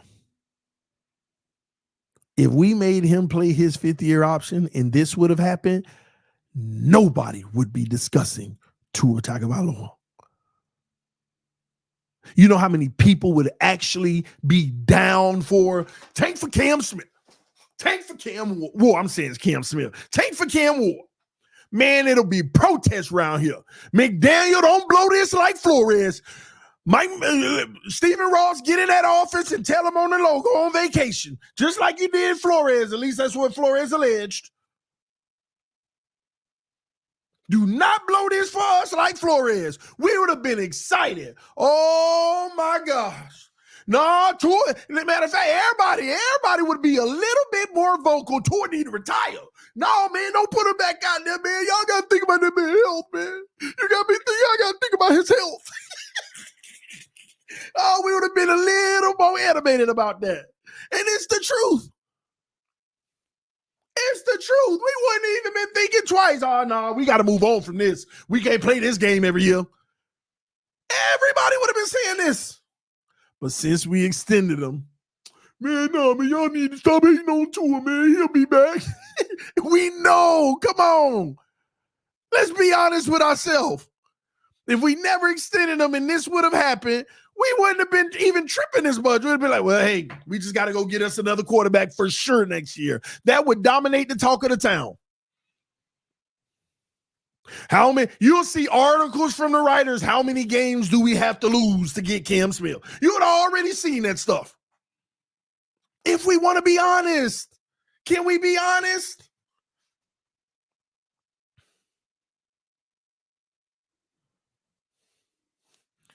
T-Zone said, I love listening to this foolery. Thanks for tuning in, man. Oh, man, this dude's still coping that Tua extension. We all should be now. Like, look. And I'm telling y'all, some of y'all really got to be Alabama fans to even say that. This guy's still coping that Tua extension. If you're a Dolphin fan, we all should be like, oh, crap. We shouldn't have done it. Right now, everybody should be saying, dang, we gambled and lost. Now we got to hope for the best. If you're a real Dolphin fan, this is just logic. If you really care about the overall success of the team, then right now in your brain, you're like, dang, we gambled and it failed because he got hurt again. Now since we stuck with him, we got to hope for the best and hope that he don't get hurt again. But deep down inside, the odds for the next 4 years, yeah, it's going to happen maybe even 2 or 3 times. But we hope none. Like, this is just like common sense. I know it ain't common. Common sense ain't common at all, but come on. This ain't hate. This is just this, like any reasonable person. At least I think their brain should compute it this way. And maybe that's what made me crazy. That's what made me crazy. Maybe that's what makes me crazy. But to suggest, I'm still coping, dog, doggone right. Well, I wasn't coping before because I already knew they were going to do it, but now I actually am because there was hope that he didn't get hurt and it worked out. When you would give him an extension, now it's like, hey, it doesn't happen. There ain't no need to cry about that now. All right, we need to go ahead. Hopefully this work. Hopefully that work. Hopefully this works out. And it ain't. So we got to recognize that and be like, dang, everything, yep, what we feared is right here in our face. Smack dab in our face. I see some people keep talking about Watson and he's the biggest heist. He did. He robbed him. He robbed him. I wanted him. And if he would have been in Miami right now and we would have done what we needed to do around him and he would have been playing like that, we failed. Bad decision. And I was on board with it. Can we figure out a way to get Cam Smith? Like, well, y'all act like that's so hard. It's okay to have been wrong. It's okay. I wanted Watson way more than Tua. At least I seen him playing at an 8. At least I seen him win a playoff game against Josh Allen. I wanted him. And if he was in Miami right now and we were 1-5 or 1-6, whatever the Browns are, I'll be like, oh, crap, that failed. That was bad. How can we get Cam Smith? I mean, Cam Ward. I keep saying freaking Smith. Gosh. How can we get Cam Ward? It's that easy. You don't have to cry over spilled milk. It's okay to be wrong. Like, people always like throw that at me. Oh, this is the same guy that wanted Watson. I was wrong. It ain't a big deal to me. Now, how can we get Cam Ward? How can we get him? Because I love the Dolphins. I'm only looking to keep going through people to try to find the 8 until we do. Like, some of y'all don't have that. That's what you call maturity. That's exactly what you call maturity. That's like me riding for Pat White. Like, he that dude. Mature, like, grow up. He ain't that dude. Just say it. Now we get to move on. That's it. Some of y'all were more hurt by me wanting Watson over Tua than I am about being wrong about Watson. Like, who loses in that? Y'all. Because I'm okay. I've always been okay being wrong. But at least I'm mature enough to say, I was wrong. Now, what's the next good thing that we can look for and hope for? And when we get it in the building, is it working out? No. On to the next one. Yes. Oh, we finally got it. I'm just waiting on that day. We finally got it. I'm waiting on that day. I'm waiting on that day. That's it.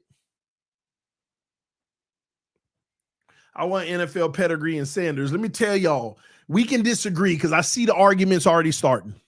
You want Ward over Cam Sanders. I mean, dang, y'all got me really messing up these names. You want Ward over Sanders. But you will take Sanders. I'd take either one of them, but you want Ward over him. Trust me, it translates to the NFL better. Shedeur Sanders is a great talent, but you will need protection. You will need some of the best protection for him.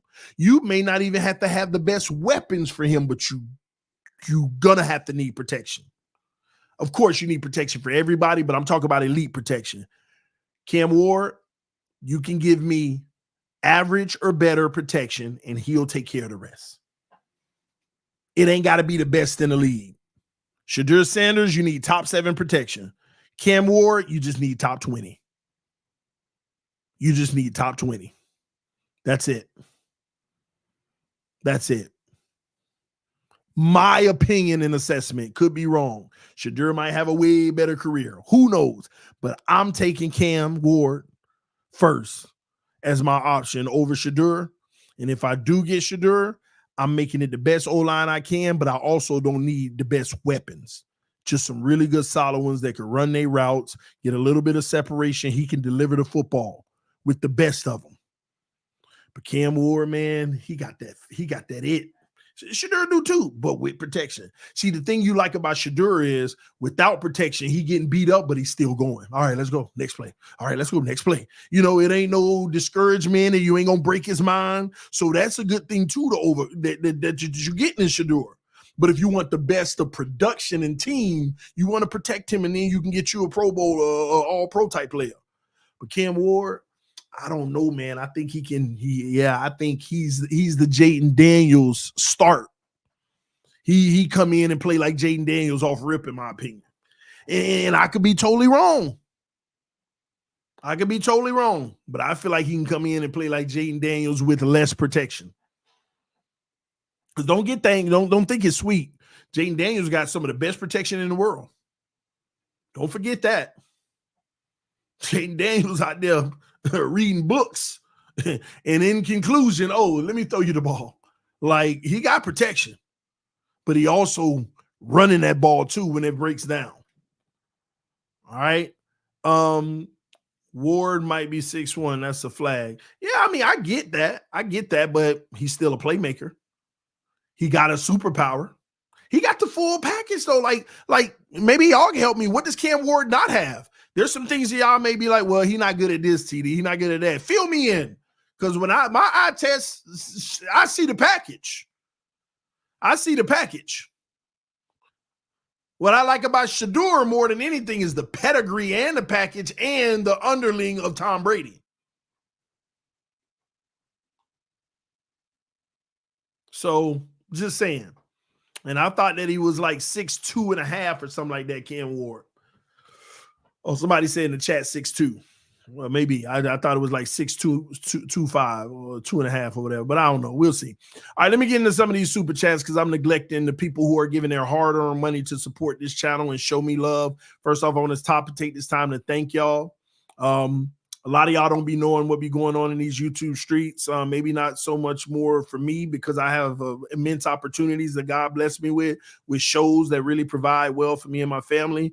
But if you have creators out there that you love to watch and you want to donate to them, make sure if you can, show them some love because YouTube, sometimes they go through changes and I ain't going to get into details that impact creators that are trying to do this full time what they love. So, hey, drop them $1, drop them $2 if you can, drop them 5, 10, whatever in your heart. All right. A lot of people grinding out here trying to do this for a living because it's what they love. And I always commend people that's going after what they love for a living. So if you can support that and you're an avid viewer of anybody and it's in your capacity to donate to them, man, I encourage you to. I'm always appreciative. I just don't ask people to. But I'm always humbled and appreciative as well of the love and support that y'all always show me with the super chats and in the Cash App. Sometimes I open the Cash App randomly like, oh man, this person just dropped me some love. Matter of fact, let me get some shout outs real quick with some people who dropped me love in the Cash App recently. Out the blue, Stedman, salute to you. Q Top Shelf, salute to you. David Kravitz, thank you so much. I appreciate y'all, man. Just this week, those 3 people just randomly showed up in the Cash App. And those who sent a super chat, thank y'all so much as well.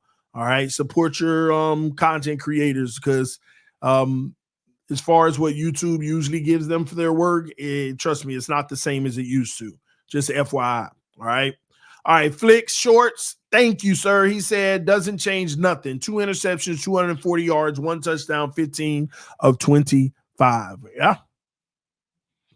Unc TD is scared of the truth on the AFC's roundtable. Let's go Jets, sweep the Fins. Yeah, listen, no matter how this season going, I want to make the playoffs, but if we don't, as long as we beat y'all, yeah, I'm going to dumb down and say that's the success for me.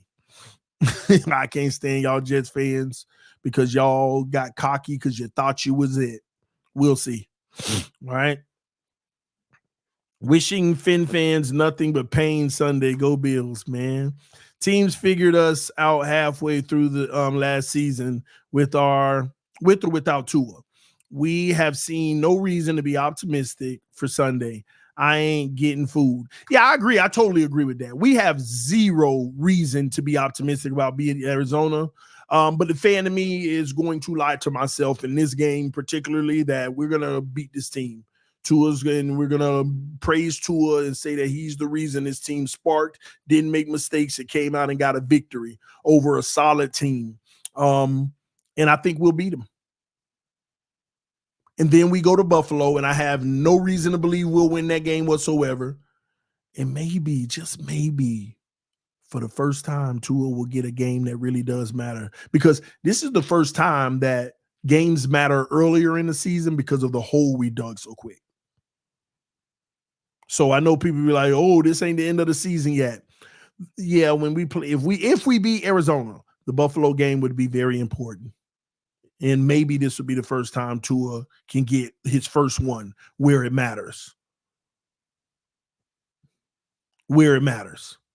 Because after Arizona, if we lose to Arizona, we got to almost win out. So the rest of them matter. And I try to make it to where Arizona matter too, because you want to make life easy. But technically, if you lose to Arizona, the season ain't over. It's just over to me because you ain't winning them games on the back, all them games on the back end if you lose to Arizona. But technically, it's not one of those important games. But for me, I'm qualifying it as such because if you lose, you ain't winning them back end ones. Now you have to. Now you're back against the wall. What you gonna do? And I ain't got no reason to believe. But I'm a hope. Our fans put no pressure on Ross to do anything. Yeah, because as long as Tua's here, it's okay. Let's just complain about the old line of Grier and everything and keep it moving as long as he's here. Tuaniers have wanted Skylar Ben since we drafted him, even when he costs no money. Well, Skylar Thompson is back, by the way, healthy. So I want to report that. So he'll probably be Tua's backup on Sunday. All right. Tua ain't going nowhere, TD. Live with it, homie. That's all we can do is live with it. And that's what we are actually doing. Bro, you just want Tua gone to avenge Flo. LOL. There's nothing to avenge Flo with. If Tua gets cut next year, there's no, there you go, Flo. I don't have to avenge Flo. I think that this is the best thing for Brian Flores. His Minnesota situation, which is portraying him in a very positive light, which should hopefully open up an opportunity for him in the future. There ain't nothing to avenge. Tua being gone doesn't avenge Flo. It does leave you to wonder, hey, was he right? And I think we'll all conclude, if this all doesn't work, that he was, but there's still nothing to be won there. There's nothing to be won by Tua, for Flores, by Tua being gone. With me, at least. What do I benefit from it? Nothing. Offense more consistent under Flo. I said it. More consistent, even though it still came with losses. You knew what you were going to get every week. Even if Tua comes in and balls out, we need to draft the QB in the second round at the worst case scenario, or trade for a backup. Skylar equals bad. Well, here's the problem. Drafting a quarterback in the first or the second round means that first round means that you already have your replacement.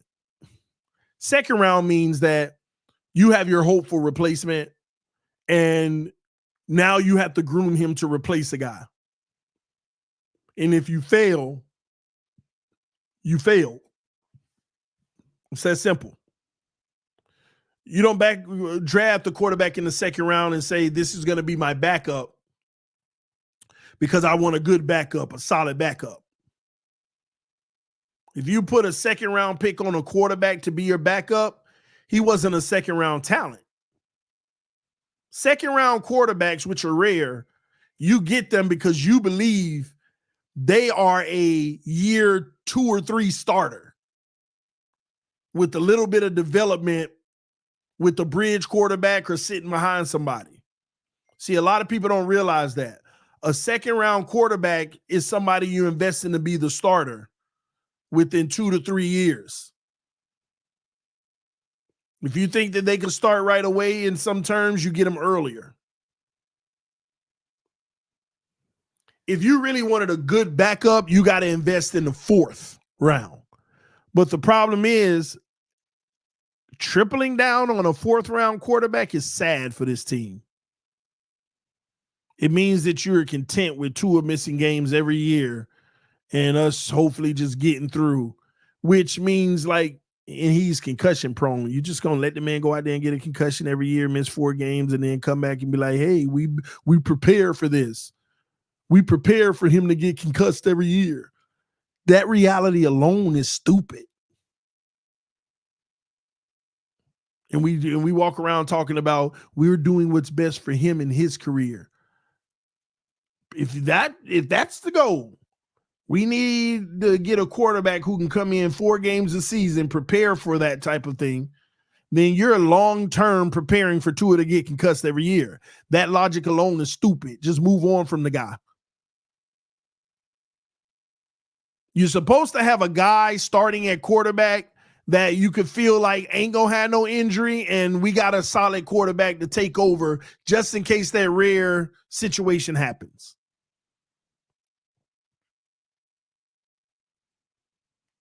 And it's already amplifying itself to where Tua technically any concussion, automatic 4 weeks at a minimum.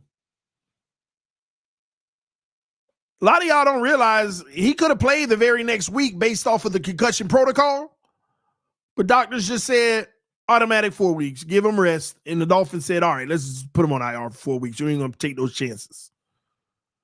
Therefore, they already know what they have. And therefore, that front office is already discussing, all right, what's our plan moving forward? And that, based off of the little chatters, and yeah, I don't deal with sources. I have less than a handful of people that are tied into the organization that I have communicated and had conversations with, and I get information rarely. But I already know the conversation has begun about the future at the quarterback position for the Miami Dolphins in next year's draft. The scouts have already been put on notice. And the scouts are out doing their extreme due diligence right now.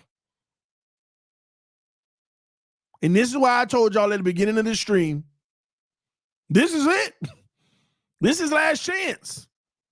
And within that last chance, he got to almost be perfect and consistent continuously. Not just this year, moving forward. You got to play good. You got to stay healthy this year. Lead us to something special. And then when you come back next year, because we're happy you did, you got to keep going now because the investment is expected to now be made regardless. Which is the first smart thing that I've heard coming out of that building. The investment has to be made regardless. Regardless. Can we cut? Oh, Lord. Yeah, we can cut Tua, which actually, from a financial standpoint, if you did it right when the season was over, would be smart. Give him his check, go. Will they? I don't know.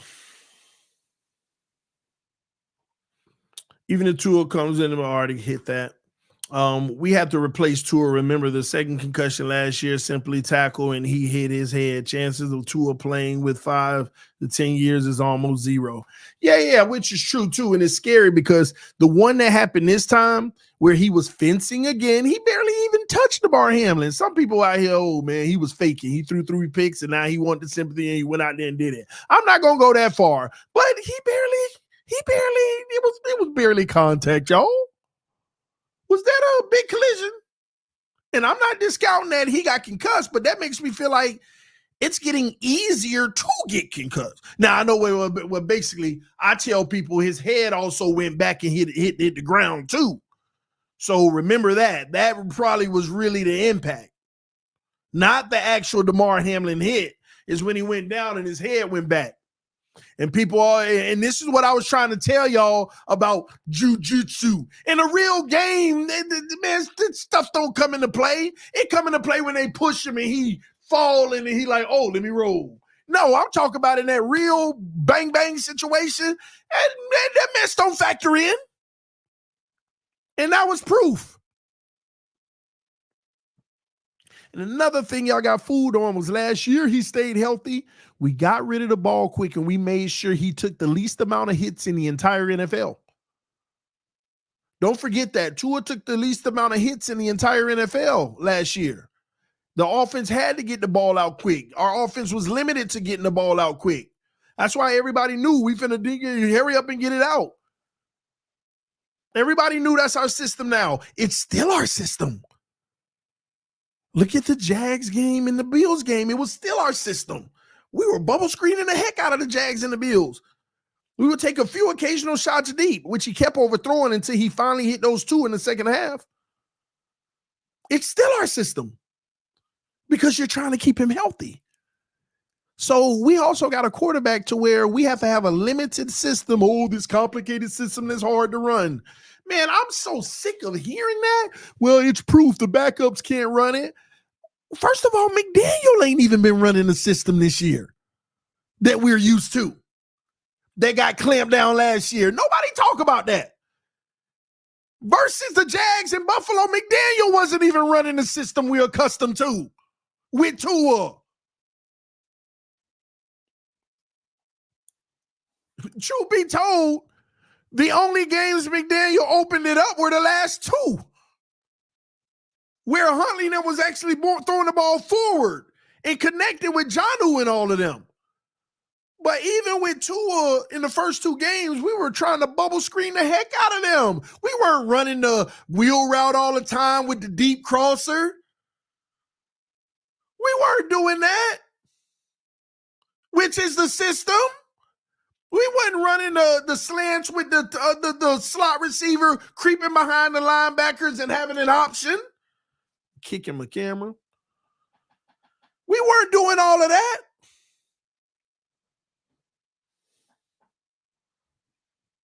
People don't pay attention to what's really going on.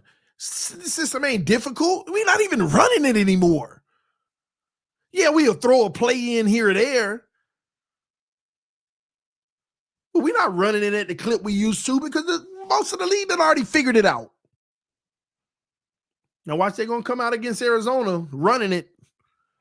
And Arizona, I think you can have a lot of success running it against that old system that gets a lot of yards and stuff.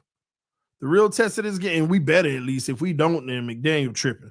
But we better at least the key of the game is making sure that our defense can keep up with their offense and we win. All right. And last thing I want to just say before I get out of here, the Guardian cap. I apologize. I was saying Tua need to wear that Guardian cap, but no, he don't. Study just came out that there was a 1,000 hit summary that concluded that with or without a Guardian cap, it has 0 impact of change of impact. Guardian cap ain't making you no safer based off of a study that just came out. So with that being said, it's fine with me that he's not wearing a Guardian cap. He said it for personal reasons, but the study that came out said that it ain't making a difference. 0 difference, then okay, then it is what it is. I don't need him to wear it. I mean, it's his choice anyway. It ain't like I had a gripe about it, but I just felt like it would be safer if it was. But the report saying that it ain't making a difference. All right. Outside of that, don't forget this stream was powered by BetUS. Take advantage of that 150% sign-up bonus. And when they put the Dolphin odds out about again, I can't wait to see because it's updated. It should be an updated one with. Let me see if I got to see if they put it out. Because I know they're working on it. It was out already. It was out. So for it not to be out right now, they made some changes, and I want to see if it's for the better or for the worse. So give me a second real quick. All right, let me see. We're going to see real quick. I'm pulling it up, y'all, because it is important for me to know if they changed the odds, and if they did, is it for the better or worse? Because that tell you what people believe based off of the injury report of what's going to happen Sunday, what it's going to be, and to a clear protocol. So maybe it's better or maybe it's worse. Zeller not playing. Tyreek didn't even show up today. Which Tyreek is always a situation where he ain't got to practice. If anybody don't, in my opinion, at least. Yeah, it's back up. No, they made us a even more favorite. They made us an even more favorite. -4.5 on BetUS.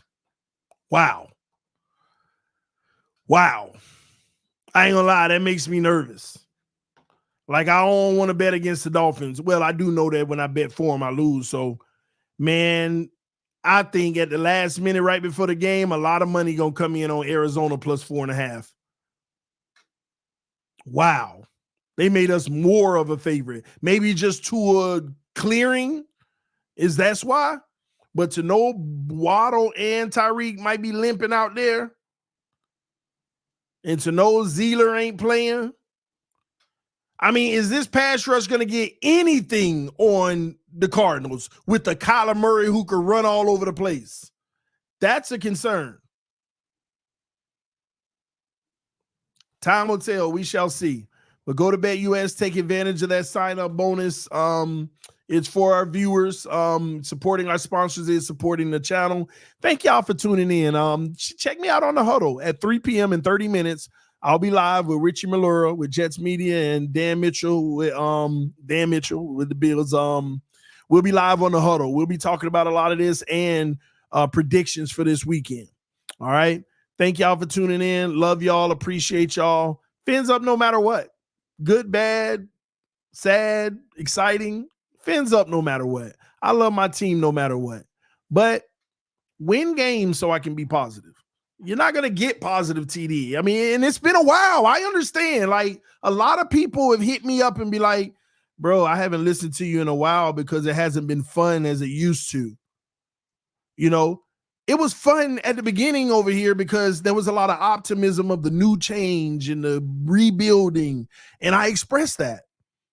But we're getting with, now we have sample size and look at our results. It's not fun. It is doom and gloom. People are like, you're always doom and gloom. Because we've been doom and gloom. And now we've gotten to a point to where I'm not going to boost us up to do something that we're not. People always get mad at me on the round table. Man, why do you make us Dolphin fans look like that? You try to make us better than we are, even though we aren't. But then whenever I keep it $1 and 1,000 on this channel, I'm the negative guy. There's never anything positive with me. And I just keep asking y'all what has been positive for this team. We get Ramsey. I do a stream. I'm excited what he going to bring. Y'all love it. Okay. And then we do 10 stupid things and I tell y'all about it. Why are you so negative?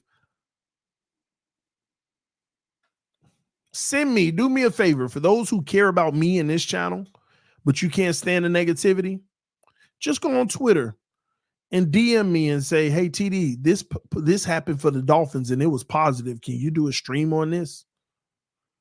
And I'm going to tell you, oh, yeah, that was positive. I got you. Or I'll tell you, that ain't positive to me. This happens every day. And what's the end result? I mean, at some point, we all have to start. Well, no, y'all don't have to start it. It's my job too. With what I do, y'all, you know what I realize? A lot of y'all don't know what I do. What I do is give you commentary about our team, and I put my personality in it, and I have fun.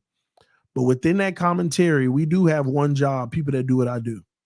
People that don't do this, then they don't do what I do. They just give you news. What I do is give you what I believe and what I think and project. And I say to myself, I might be wrong. And I say to y'all, I might be wrong. But based off of all of the data and the evidence, this is what I believe is going to happen. And you got to stand on that to say, I know ball. I know what I'm talking about. I can tell you what's going to happen before it happened because I know ball. And when you look at history over the last 6 years, I've known ball. So when I project something to be negative and it turned out negative, it ain't because I'm negative. It's because I know ball. But people who just report the news and tell you everything's going to be good, they don't do what I do. We're not the same. We're in different categories. So stop comparing us. Stop comparing us. And I don't want to be unfair. I started out as a Dolphin Page fanboy. I started out that way. So I don't want to be disingenuous. But I'm no longer a Fanboy Page anymore. I've become a analyst of the team breaking down who we are and what we are while being a fan. It's a difference between a fanboy telling you what you want to hear for clicks and views, making you love me so I can leverage that to make more money and all of that. I don't do that anymore because I have bigger aspirations than to just lie to you about the Dolphins for the rest of my life. I want to get into the entire NFL. That's why I've been blessed with the huddle every day. An actual network. They're building a network that's actually paying me to do what I love and talk all teams and try to be fair about it, including my own. I'm not a person to limit myself and keep myself in a box. To sit here and lie to people all day and let that be the end result. I'll never actually even be taken serious if I do that. So as much as people call me a clown out here in these streets, well, I guess this is the version of a clown that actually gets the opportunities to do bigger and better things, to talk all sports. So that's where I'm gearing towards. That's where I'm headed. I'm headed to talking NFL, eventually NBA. And I always said I want to be like Stephen A. Smith, but I wasn't a journalist. I don't have that path. So I have to create my own path to become that. And this is how I do it. But I can't sit here and just be a fanboy of the Dolphins and lock myself in that little box and keep on, hey, it's us, y'all. Yeah, we down bad right now, but we ain't going to lose another game. And I can tell you why we going to win a Super Bowl this year. No, all them haters hating. Yeah.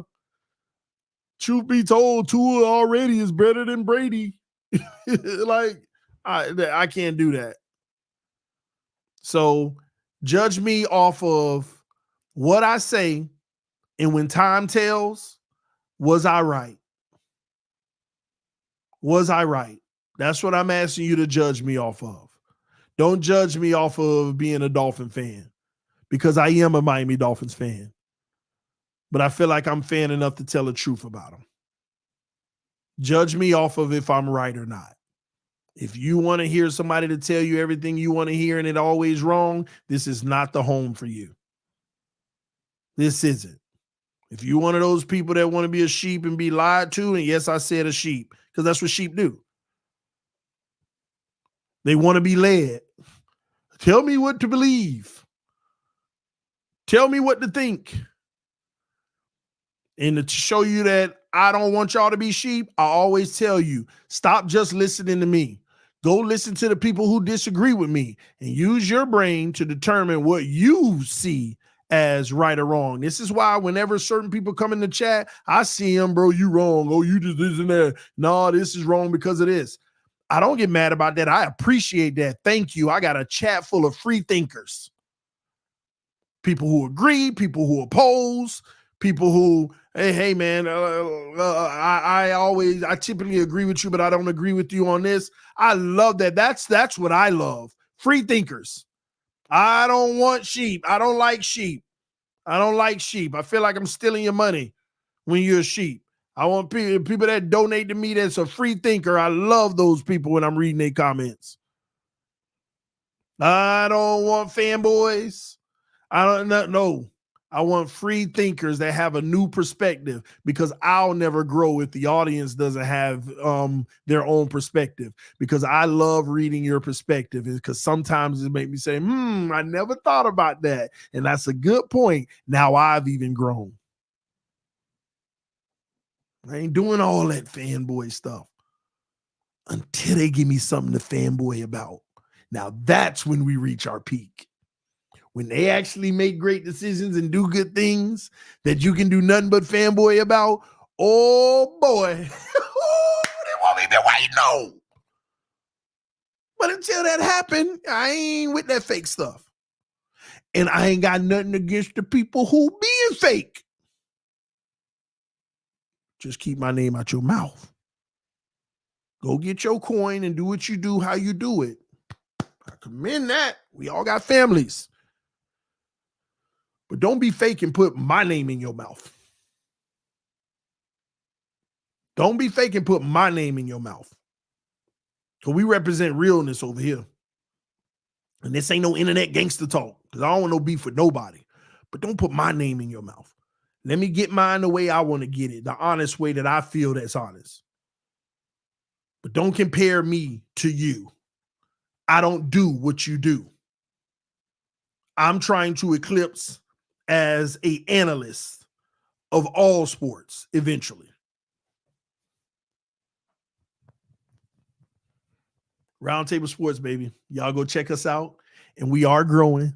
We are a success. And we continue to be a success. Just met with our accountant the other day. We doing good. The business is rolling. Everybody's paid, this and that. And we doing amazing things. And now we about to get into some bigger ventures. Some new things coming on the horizon. We in planning right now. Different things coming.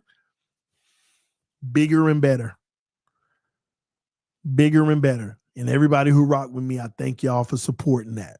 Thank y'all for supporting another man's vision. Thank y'all. Salute to y'all. Fins up no matter what. I will see y'all soon. Again, BetUS. Don't forget about it.